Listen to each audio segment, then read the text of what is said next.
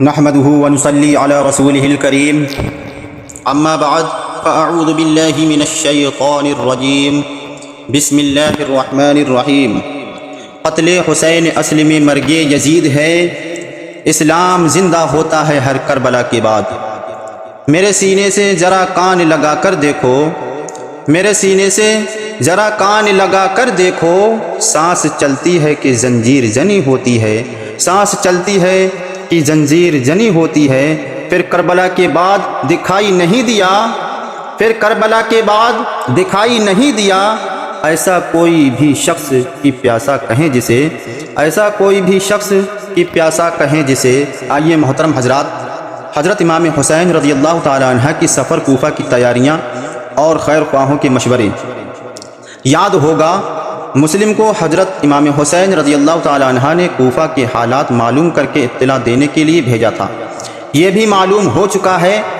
مسلم جب کوفہ آئے تھے تو یہاں کے باشندوں نے ہاتھوں ہاتھ لیا تھا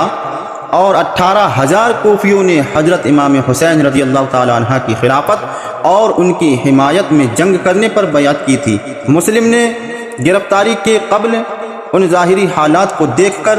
حضرت امام حسین رضی اللہ تعالیٰ عنہ کو لکھ بھیجا تھا کہ سارا شہر آپ کا منتظر ہے، فوراً تشریف لائیے۔ حضرت امام حسین رضی اللہ تعالیٰ عنہ نے یہ خط پا کر سفر کی تیاریاں شروع کر دیں۔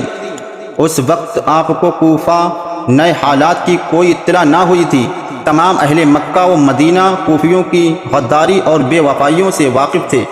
حضرت علی اور حسن کے ساتھ ان لوگوں نے جو کچھ کیا تھا وہ نگاہوں کے سامنے تھا، اس لیے کسی نے بھی حضرت امام حسین رضی اللہ تعالیٰ عنہ کا کوفہ جانا پسند نہ کیا۔ جب آپ کی تیاریوں کی خبر مشہور ہوئی تو تمام ہوا خواہوں نے آپ کو روکنے کی کوشش کی اور غالباً سب سے پہلے عمر بن عبد الرحمن نے آ کر عرض کیا، میں نے سنا ہے آپ عراق جا رہے ہیں،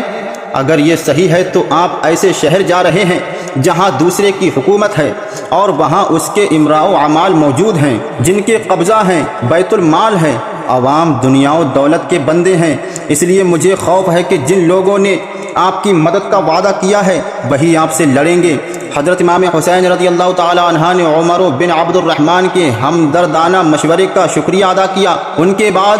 حضرت عبداللہ بن عباس آئے اور پوچھا، ابن عم، لوگوں میں یہ خبر گرم ہے کہ تم عراق جا رہے ہو، کیا یہ صحیح ہے؟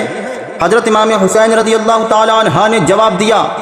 ہاں انشاءاللہ 2-1 دن میں جاؤں گا۔ ابن عباس نے کہا، میں تم کو خدا کا واسطہ دلاتا ہوں، ہاں اس راہ سے باز آؤ۔ ہاں عراقیوں نے شامی حاکم کو قتل کر کے شہر پر قبضہ کر لیا ہو اور اپنے دشمنوں کو وہاں سے نکال دیا ہو تو بخوشی جاؤ، لیکن اگر عراقیوں نے تم کو ایسی حالت میں بلایا ہے کہ ان کا حاکم موجود ہے، اس کی حکومت قائم ہے، اس کے اعمال خراج و وصول کرتے ہیں، تو یقین مانو کہ انہوں نے تم کو محض جنگ کے لیے بلایا ہے۔ مجھ کو یقین ہے کہ یہ سب تم کو دھوکہ دے جائیں گے، تم کو جھٹلائیں گے، تمہاری مخالفت کریں گے اور تمہیں بے یار و مددگار چھوڑیں گے، اور جب تمہارے مقابلے کے لیے بلائے جائیں گے تو تمہارے سب سے بڑے دشمن ثابت ہوں گے۔ امام حسین رضی اللہ تعالی عنہ کو کوئی بدگمانی نہ پیدا ہو، یہ صورت پیش کی کہ اگر آپ جہاز ہی میں رہ کر حصول خلافت کی کوشش کیجئے تو ہم سب بیعت کر کے آپ کی مدد کریں گے اور آپ کے خیر خواہ رہیں گے۔ حضرت امام حسین رضی اللہ تعالی عنہ نے فرمایا،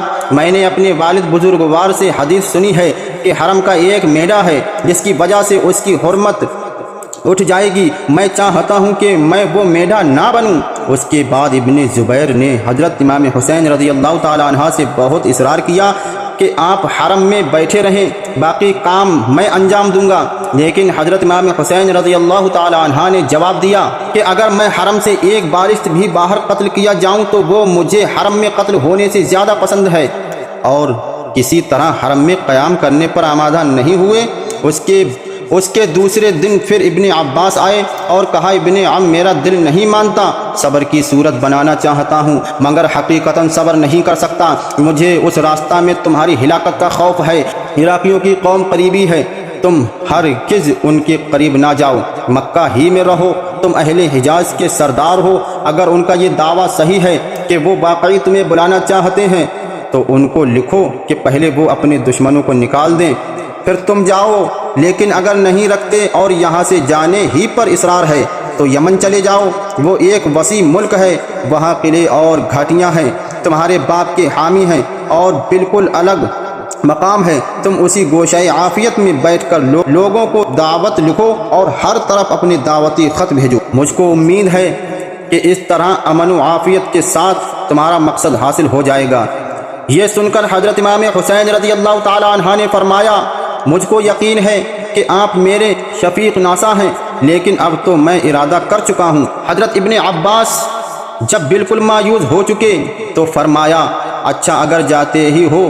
تو عورتوں اور بچوں کو ساتھ نہ لے جاؤ، مجھ کو خطرہ ہے کہ تم بھی عثمان غنی رضی اللہ تعالی عنہ کی طرح اپنے بچوں اور عورتوں کے سامنے نہ قتل کر دیے جاؤ۔ حضرت ابن عباس رضی اللہ تعالی عنہ جب بالکل مایوس ہو چکے تو فرمایا، اچھا اگر جاتے ہی ہو تو عورتوں اور بچوں کو ساتھ نہ لے جاؤ، مجھ کو خطرہ ہے کہ تم بھی حضرت عثمان غنی رضی اللہ تعالی عنہ کی طرح اپنے بچوں اور عورتوں کے سامنے نہ قتل کر دیے جاؤ اور وہ غریب دیکھتے رہ جائیں۔ لیکن کارکنان قضاء و قدر رکھو، کچھ اور ہی منظور تھا۔ اس لیے ابن عباس رضی اللہ تعالی عنہ کی ساری کوششیں ناکام ثابت ہوئیں اور حضرت امام حسین رضی اللہ تعالی عنہ کسی بات پر رضا مند نہ ہوئے۔ پھر ابو بکر بن حارث نے آ کر عرض کیا کہ آپ کے والد ماجد صاحب اقتدار تھے، ان کی طرف مسلمانوں کا عام رجحان تھا، ان کے احکام پر سر جھکاتے تھے، شام کے علاوہ تمام ممالک اسلامیہ ان کے ساتھ تھے۔ اس اثر و اقتدار کے باوجود جب وہ معاویہ کے مقابلہ میں نکلے تو دنیا کی اجتماع میں لوگوں نے ان کا ساتھ چھوڑ دیا۔ پھر ابو بکر بن حارث نے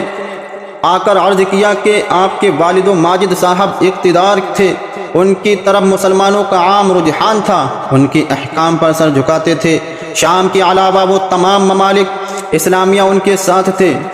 اس اثر و اقتدار کے باوجود جب وہ معاویہ کے مقابلہ میں نکلے تو دنیا کی اجتماع میں لوگوں نے ان کا ساتھ چھوڑ دیا۔ تنہا ساتھ ہی چھوڑنے پر اکتفا نہیں کیا بلکہ ان کے سخت مخالف ہو گئے اور خدا کی مرضی پوری ہو کر رہی۔ ان کے بعد عراقیوں نے آپ کے بھائی کے ساتھ جو کچھ کیا وہ بھی آپ کی نگاہ کے سامنے ہے۔ ان تجربات کے بعد بھی آپ اپنے والد کے دشمنوں کے پاس اس امید پر جاتے ہیں کہ وہ آپ کا ساتھ دیں گے۔ شامی آپ سے زیادہ مستعد اور مضبوط ہیں، لوگوں کے دلوں میں ان کا رعب ہے۔ یاد رکھیے کہ آپ کے پہنچتے ہی شامی کوفیوں کو تما تلا کر توڑ لیں گے اور یہ سگے دنیا فوراً ان سے مل جائیں گے، اور جن لوگوں کو آپ کی محبت کا دعویٰ ہے اور جنہوں نے مدد کا وعدہ کیا ہے وہی لوگ آپ کو چھوڑ کر آپ کے دشمن بن جائیں گے۔